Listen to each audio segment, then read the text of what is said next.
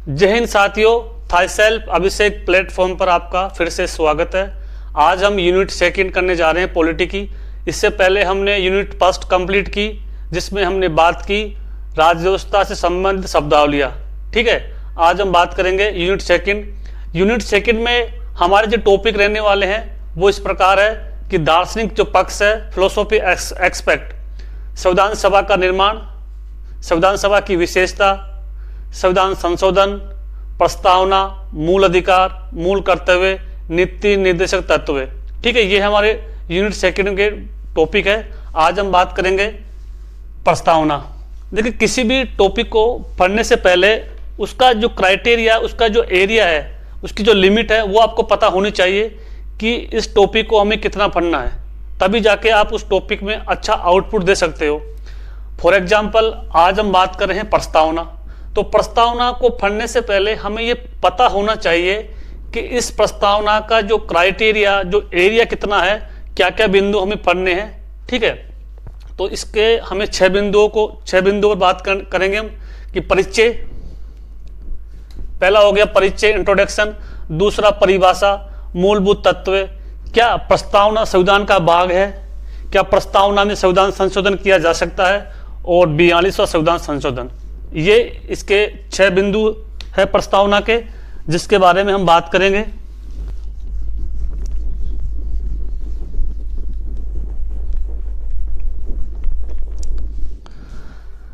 सभी स्टूडेंट से मेरी रिक्वेस्ट है कि प्रस्तावना आपको ऐसे की ऐसे याद होनी चाहिए। आपके लिए बहुत इंपॉर्टेंट रहेगी अगर आपको याद है तो, बाकी आपको याद करनी ही पड़ेगी। अगर मैं आपके को प्रस्तावना के परिचय में बताऊं कि ये हमारी प्रस्तावना का प्रारूप है। ठीक है, इसके 4 कोनों में 4 चित्र मिलेंगे आपको। यहां पर हाथी का है, यहां पर बैल है, यहां पर घोड़ा है और यहां पर शेर है। ये जो कॉलम है, यहां पर जो डायग्राम, जो मतलब डिजाइन किसके द्वारा की गई थी, उसका नाम है राम मनोहर सिन्हा। देखिए, एक नाम आपको और देखने को मिलेगा, राम मनोहर लोहिया, जो कि अलग व्यक्ति है, और ये राम मनोहर सिन्हा, जो कि अलग व्यक्ति। क्या है कि इन्होंने जो प्रस्तावना का जो प्रस्तावना है उसको डिजाइन किया था। इन्होंने जो प्रस्तावना को डिजाइन करने वाले थे राम मनोहर सिन्हा, और पूरे संविधान को डिजाइन करने वाले थे नंदलाल बोस।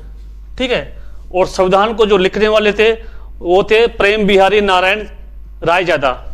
ये भी क्वेश्चन क्या पता कहीं से बन सकता है, आजकल क्वेश्चन का स्टैंडर्ड अलग ही हो गया।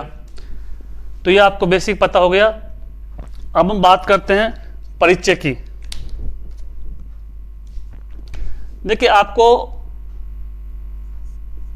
प्रस्तावना और उद्देशिका 2 शब्द देखने को मिलेंगे। देखिए, प्रस्तावना क्या है, एक प्रचलित नेम है, और उद्देशिका संवैधानिक नेम है। मतलब संविधान के अंदर आपको उद्देशिका शब्द देखने को मिलेगा, और वैसे आपको प्रस्तावना शब्द हम इसको बोलते हैं। जैसे हमारे जो डॉक्यूमेंट्स होते हैं उसमें हमारा नाम होता है अभिषेक नारायण, और घर पे हमें बोल देते हैं अभी। ठीक उसी प्रकार प्रस्तावना और उद्देशिका का कॉन्सेप्ट है।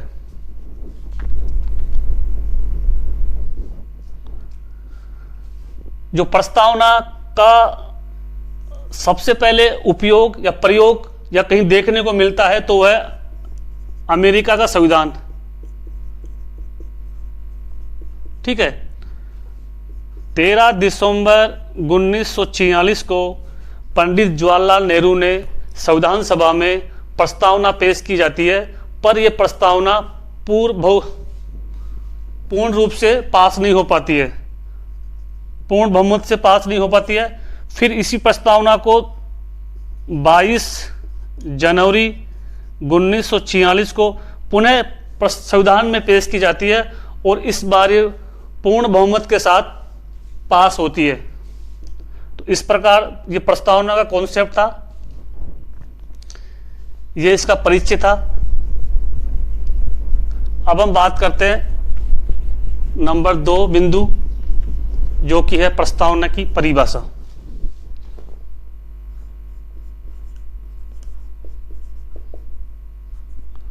नंबर 2 बिंदु क्या है? परिभाषा।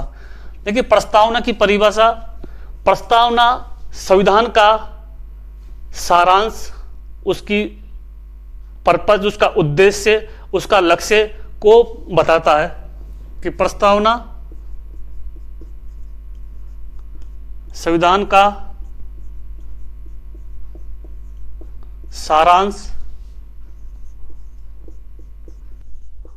उद्देश्य को बताता है, प्लस जो संविधान निर्माता, जो संविधान बनाने वाले व्यक्ति थे, उनके मन स्थिति को भी कहीं ना कहीं इंगित करता है।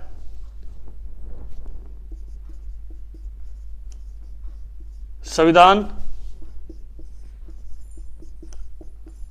निर्माताओं के मन की स्थिति को बताता है कि जो संविधान बनाने वाले थे, उनके मतलब आइडियोलॉजी क्या थी, उनका इरादा क्या था, उसको भी प्रस्तावना बताती है। और प्रस्तावना क्या है? एक इंट्रोडक्टरी पार्ट है, परिचयात्मक भाग है। तो हमने 2 बिंदुओं पे बात की। पहला बिंदु परिचय, कि प्रस्तावना का कॉन्सेप्ट क्या है, कैसे स्टार्ट होता है। बिंदु नंबर 2 की परिभाषा, कि प्रस्तावना की परिभाषा क्या है। हम बात करते हैं बिंदु नंबर 3, प्रस्तावना के मूलभूत तत्व। मूलभूत तत्व, देखिए प्रस्तावना के 4 मूलभूत तत्व, 4 बेसिक एलिमेंट्स। नंबर 1 है we the people of India, हम भारत के लोग भारत को, ठीक है। इसका मतलब यह है कि जो संप्रभुता है वो भारत के लोगों में निहित है, मतलब जो शक्ति है वो भारत के लोगों में निहित है। मतलब संप्रभुता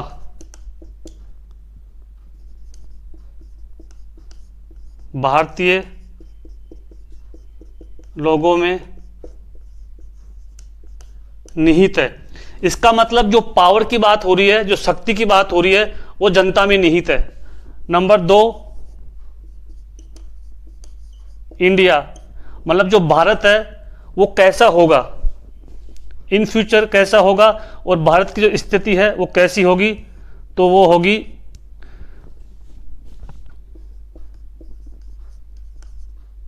संप्रभुता,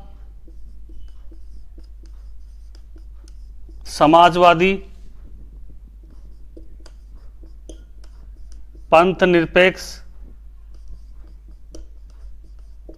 लोकतंत्र और गणराज्य। ये हमारे भारत को स्थिति को दर्शाता है कि भारत कैसा होगा, ठीक है। और ये जो नंबर 1 है we the people of India, ये भारत के मतलब देश में सबसे शक्तिशाली कौन होगा, जनता, पावर को दर्शाता है। नंबर 3 पे बात करें उद्देश्य, कि जो उद्देश्य है कि संविधान भारत के नागरिकों को क्या क्या सुविधाएं उपलब्ध करवाएगा, तो उसमें हम बात कर लेते हैं न्याय, स्वतंत्रता, समता और बंधुता। अब जो न्याय है वो भी 3 प्रकार की है, सामाजिक, आर्थिक और राजनीतिक। यहां से भी क्वेश्चन कई बार पूछा गया है कि जो न्याय है वो कितने प्रकार की है और उसका सीक्वेंस क्या है। इसको आप ऐसे नहीं बोल सकते हो कि पहले राजनीतिक बोल दिया, फिर आर्थिक बोल दिया, फिर सामाजिक बोल दिया। आपको ये सीक्वेंस में याद करना है कि पहले सामाजिक, फिर आर्थिक और फिर राजनीतिक। हम बात करें स्वतंत्रता, तो स्वतंत्रता भी 5 प्रकार की है: विचार, अभिव्यक्ति, विश्वास, धर्म और उपासना। 5 प्रकार की स्वतंत्रता हो गई। 2 प्रकार की समता है: प्रतिष्ठा और अवसर की समता। सबको एक डिग्निटी के हिसाब से जीने का हक है, सबको समान मतलब अवसर उपलब्ध होंगे। और बंधुता है भाईचारा। देखिए, जो संप्रभुता, समाजवादी, पंथनिरपेक्ष और लोकतंत्र, ये वाले शब्द है, ये हमने पॉलिटी जो शब्दावली चल रही थी उसके पार्ट 2 में सबके बारे में बता रखा है, तो ये चीज आप वहां जाके देख सकते हो।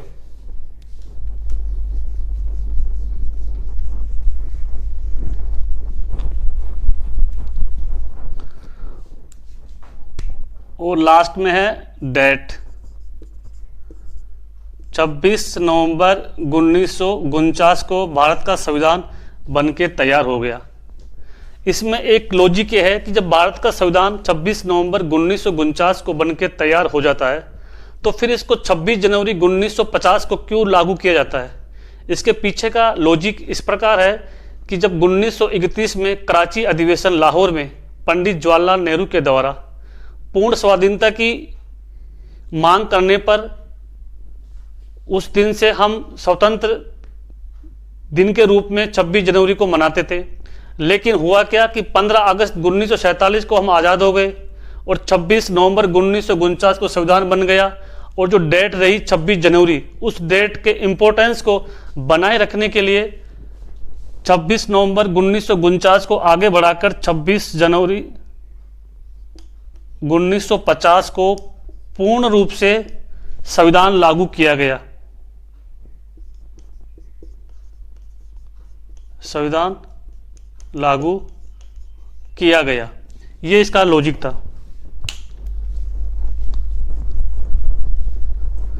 अगर हम बात करें बिंदु नंबर 4 की, कि क्या प्रस्तावना संविधान का भाग है।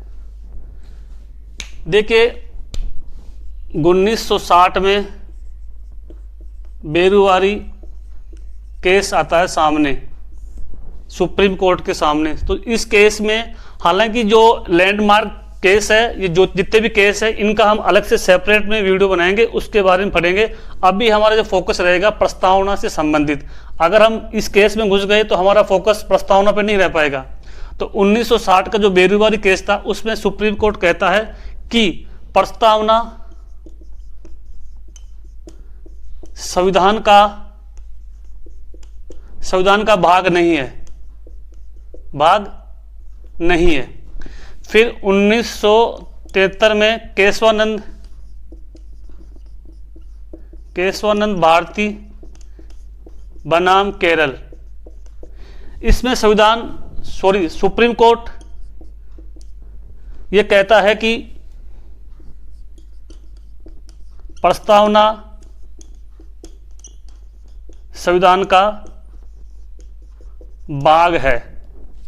ठीक है, ये हमारा टॉपिक 4 कंप्लीट हुआ।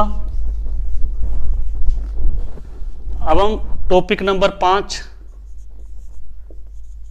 क्या प्रस्तावना में संविधान संशोधन किया जा सकता है।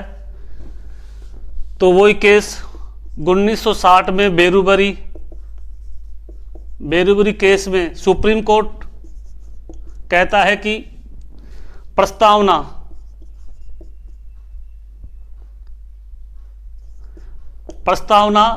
में संशोधन नहीं किया जा सकता। इससे पहले उन्हें यह बताया कि जब प्रस्तावना संविधान का भाग नहीं है तो इसमें संशोधन भी नहीं किया जा सकता। ठीक है, फिर वही 1973 में केशवानंद केस आता है बनाम केरल। इसमें सुप्रीम कोर्ट कहता है कि प्रस्तावना संविधान का भाग है, इसमें संविधान संशोधन किया जा सकता है, बट शर्त यह है कि प्रस्तावना के बेसिक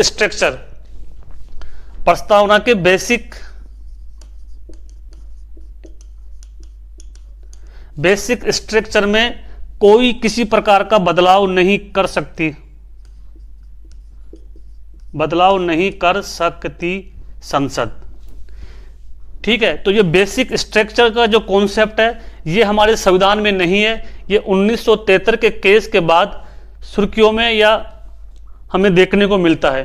तो इस प्रकार प्रस्तावना क्या है, प्रस्तावना में संविधान संशोधन किया जा सकता, बस शर्त यह है कि उसके बेसिक स्ट्रक्चर उसमें कोई किसी प्रकार की छेड़खानी नहीं कर सकता। अब हम बिंदु आता 6, 42वें संविधान संशोधन, ये 1976 में होता है। इस 42वें संविधान संशोधन के तहत 3 शब्द प्रस्तावना में जोड़े जाते हैं, पंथ निरपेक्ष, समाजवाद और अखंडता।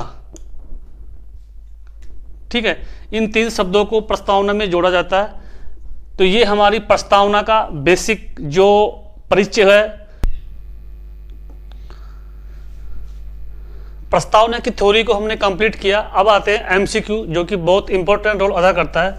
जब भी आप थ्योरी पढ़ो, थ्योरी पढ़ने के बाद में आपका सेकंड स्टेप होती है एमसीक्यू क्वेश्चन। एमसीक्यू क्वेश्चन का होना बेहद जरूरी है। क्वेश्चन नंबर 1, भारतीय संविधान की आत्मा किसे कहते हैं? भारतीय संविधान की आत्मा किसे कहते हैं? क्वेश्चन को ध्यान से पढ़ना कि भारतीय संविधान की आत्मा किसे कहते हैं। नंबर 1 है प्रस्तावना, पी यानी प्रस्तावना प्रियम्बल, डीएसपी नीति निर्देशक तत्व, एफआर मौलिक अधिकार फंडामेंटल राइट्स और संघीय व्यवस्था। भारतीय संविधान की आत्मा किसे कहते हैं? सभी का आंसर मुझे पता है, ये आएगा मौलिक अधिकार। 99% लोगों का आंसर ये होगा कि मौलिक अधिकारों को संविधान की आत्मा कहते हैं। दोस्तों क्वेश्चन को आराम से पढ़ो, उसने क्वेश्चन को घुमाया हल्का सा बस, कि भारतीय संविधान की आत्मा, पंडित जवाहरलाल नेहरू ने भारतीय संविधान की आत्मा कहा है प्रस्तावना को। तो ये होगा इसका आंसर। अब आप पूछोगे कि सर हमने तो ये पढ़ा था, आपने गलत पढ़ लिया।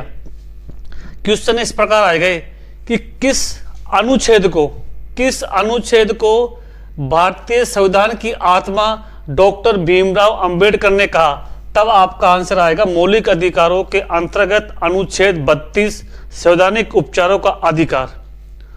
आगे बात समझ में?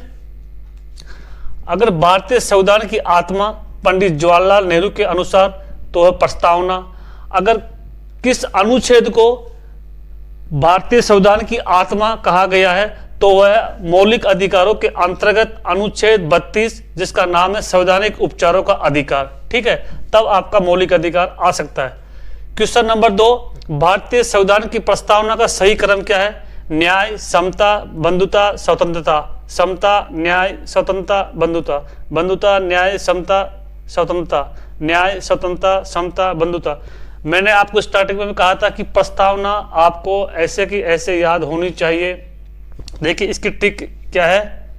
न, स और ब। न से तो हो गया न्याय, स से हो गया स्वतंत्रता और स से हो गया समता और ब से हो गया बंधुता। अभी आप चेक कर लो, न से न्याय, स से स्वतंत्रता और स से समता और ब से बंधुता, मतलब इसका आंसर ये हो गया। ठीक है, ये इनको आपको सीक्वेंस में याद करना, वो एग्जामिनर आपसे सीक्वेंस से पूछेगा वो। अब इसी क्वेश्चन को वो और तरीके से घुमा सकता है कि जो न्याय है वो कितने प्रकार की, तो वो है 3 प्रकार की। अब फिर उनका सीक्वेंस पूछेगा वो आर्थिक, राजनीतिक और सामाजिक, सामाजिक, राजनीतिक, आर्थिक। तो इसका सीक्वेंस भी आपको याद होना चाहिए। न्याय 3 प्रकार की, सीक्वेंस क्या है? सामाजिक, आर्थिक और फिर राजनीतिक। इसलिए मैं कह रहा हूं प्रस्तावना को आप अच्छी तरह से रट लो, बहुत से क्वेश्चन आपके वहीं से हो जाएंगे। फिर पूछ सकता है स्वतंत्रता कितने प्रकार की? 5 प्रकार की। फिर इनका क्रम पूछ लेगा वो सीक्वेंस में, विचार, अभिव्यक्ति, विश्वास, धर्म, उपासना की स्वतंत्रता। ठीक है, फिर समता 2 प्रकार की कि आवश्यक प्रतिष्ठा और आवश्यक समता। ठीक है, तो इस प्रकार क्वेश्चन को कहीं से भी घुमा सकता है, तो क्वेश्चन को बारीकी से समझो। क्वेश्चन नंबर 3 कि वर्तमान में भारतीय संविधान की प्रस्तावना का सही क्रम क्या है? वर्तमान में भारतीय संविधान की प्रस्तावना का सही क्रम क्या है? समाजवादी, लोकतंत्र, गणतंत्र, पंथ निरपेक्ष, संप्रभुता। मैंने आपसे क्वेश्चन आपसे पूछ रहा है कि जो प्रस्तावना में जो ये सीक्वेंस दे रखा ना, क्रम से पूछ रहा है आपको कि पहले कौन सा, फिर कौन सा और फिर कौन सा आएगा। तो इसकी भी एक ट्रिक है।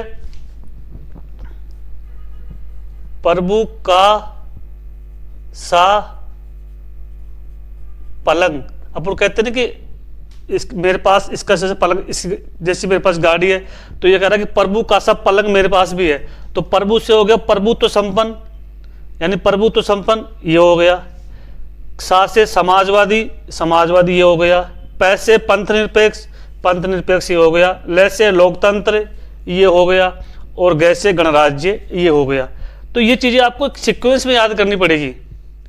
अगर मैं इसी क्वेश्चन को हल्का सा घुमाऊं और आपसे पूछूं,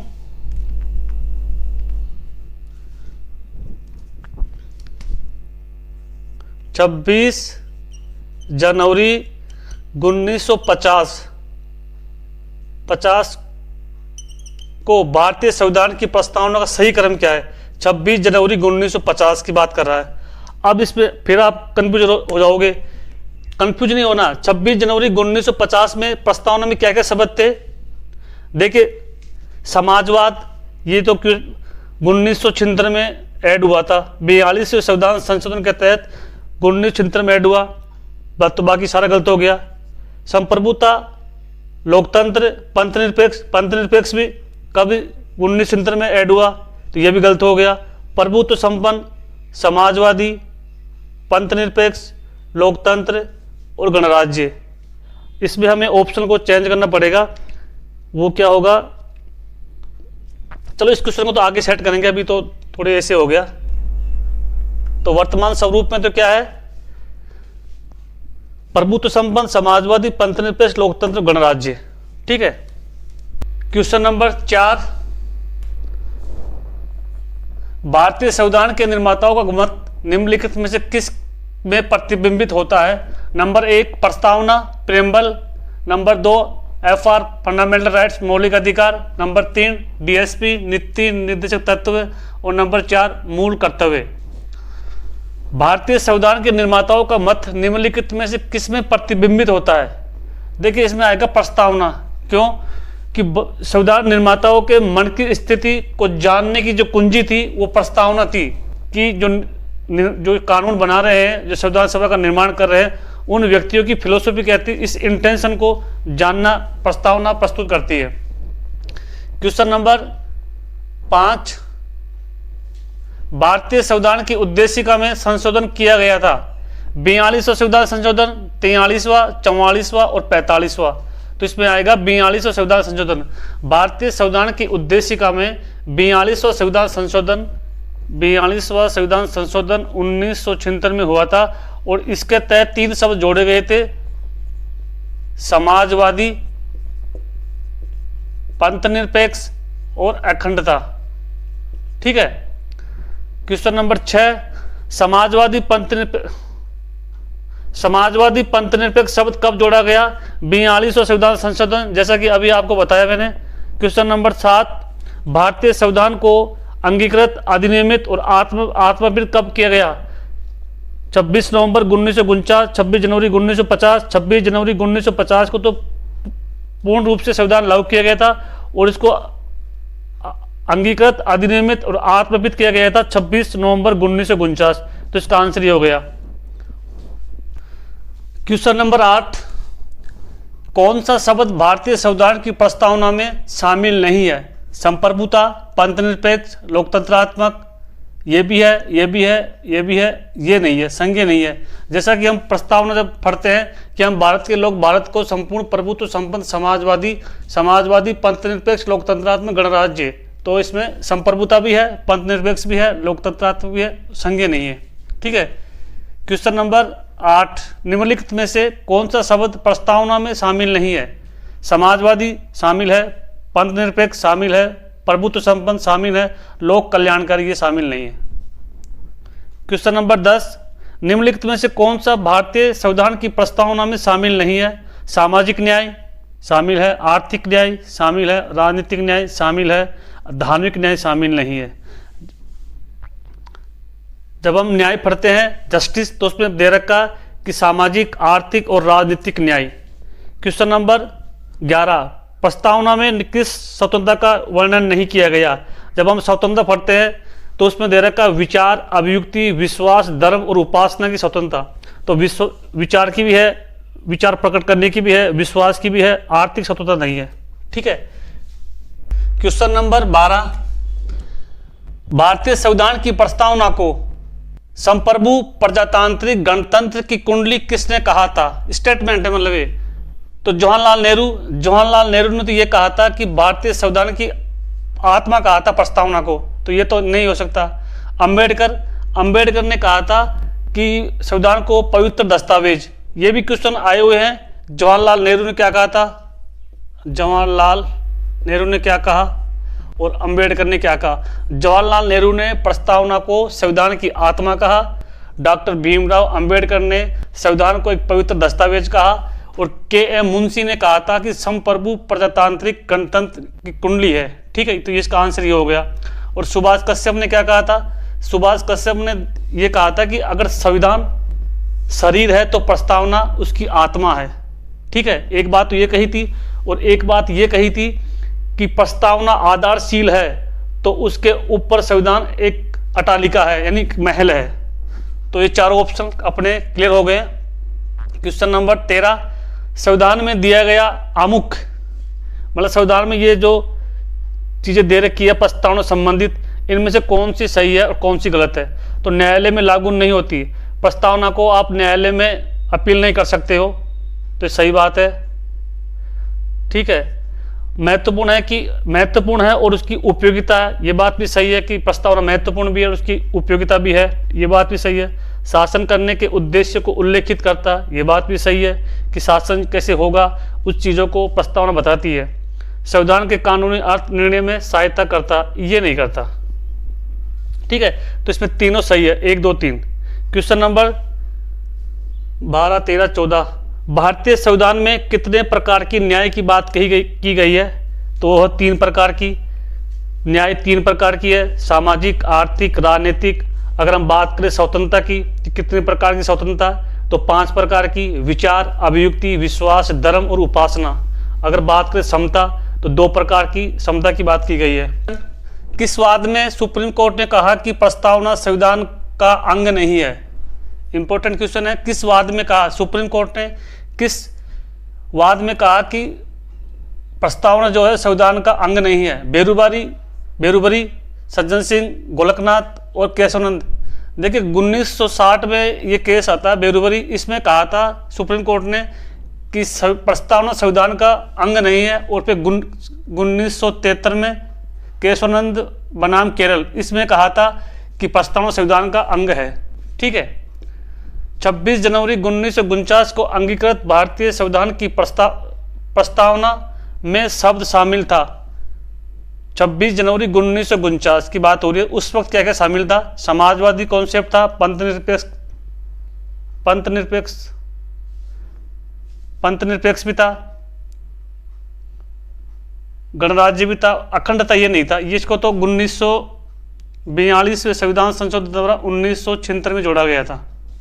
ठीक है, कौन भारत को धर्मनिरपेक्ष राज्य वर्णन, मतलब कौन इन चारों में से कौन सा कॉन्सेप्ट है जो धर्मनिरपेक्ष राज्य को परिभाषित करता है। मौलिक अधिकारों में भी नहीं है, संविधान की प्रस्तावना, नीति तत्व, डीएसपी, मूल कर्तव्य में नहीं है, इसमें भी नहीं है, इसमें भी नहीं है, प्रस्तावना इसमें है। तो आंसर, तो इस प्रकार आज हमने प्रस्तावना की थ्योरी प्लस एमसीक्यू का अध्ययन किया।